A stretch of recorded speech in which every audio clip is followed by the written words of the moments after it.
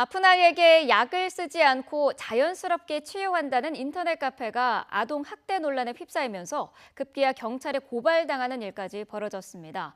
온라인에 떠도는 검증 안 된 의학 정보를 무분별하게 맹신하면서 빚어진 일이지만 그 이면에는 과도한 항생제 남용처럼 현대의학이 자초한 불신이 한몫했다는 지적도 나오고 있습니다. 신지원 기자가 보도합니다.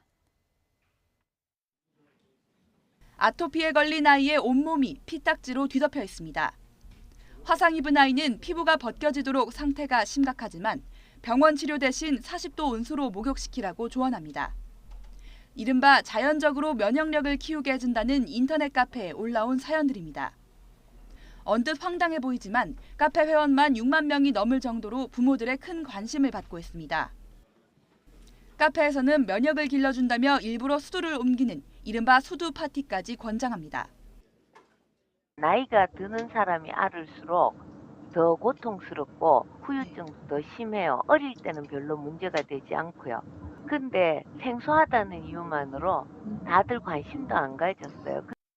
한술 더 떠 아예 백신 접종 자체를 거부하는 단체도 있습니다.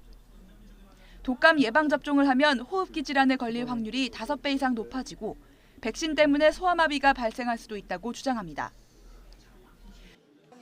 의료계의 과잉 진료나 항생제 남용에 대한 우려가 커지면서 온라인상에서는 이런 이른바 자연치유법이나 민간요법이 유행처럼 번지고 있습니다.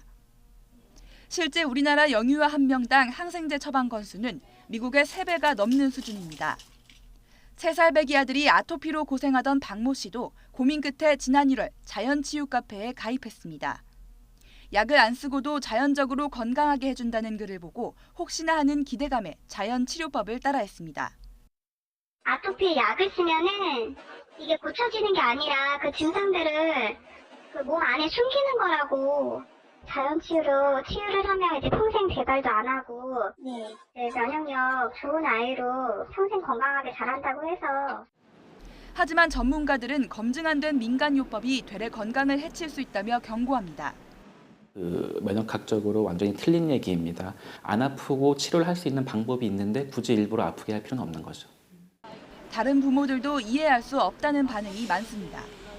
그거는 엄마가 너무 무책임한 행동을 하는 거고요. 아니요, 저 이해가 안 가요. 네. 애가 힘들면 오히려 빨리 병원에 가서 낫게 해야 되는 거 아닌가요? 이번 논란은 시민단체가 관련 카페 관계자들을 아동학대 혐의로 신고하면서 경찰 수사로 판가름나게 됐습니다. 하지만 이번 기회에 부모들을 검증 안 된 정보에 빠지게 하는 의료계 과잉 진료 관행 역시 뒤돌아봐야 한다는 목소리가 제기되고 있습니다. YTN 신지연입니다.